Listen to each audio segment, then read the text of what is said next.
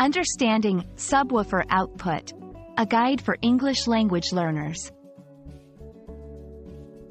Hello, everyone. Today, we're going to explore a fascinating phrase often used in the world of audio and electronics: subwoofer output.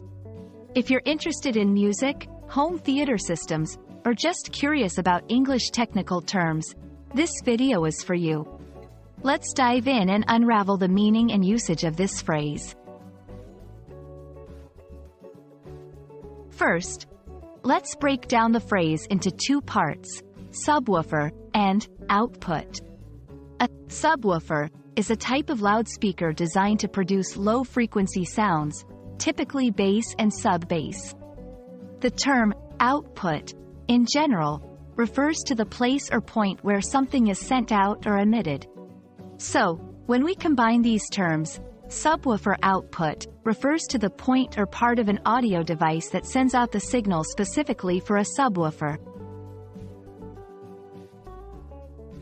In the context of audio systems, a subwoofer output is usually found on devices like amplifiers, receivers, or home theater systems. It's a special audio output designed to connect the system to a subwoofer. This output ensures that the subwoofer receives only low-frequency sounds suitable for its design, enhancing the overall sound quality with rich, deep bass. Let's see some practical examples to understand better. Imagine you have a home theater system. You'll find a port labeled subwoofer output. This is where you would connect the cable leading to your subwoofer. Similarly, in car audio systems, the subwoofer output allows the addition of a subwoofer to the car's sound system, providing that extra thump in your music.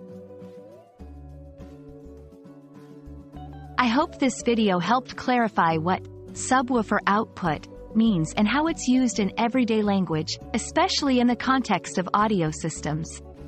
Understanding such technical terms can be incredibly useful, especially if you're interested in electronics or music. Thanks for watching, and see you in our next English language learning adventure.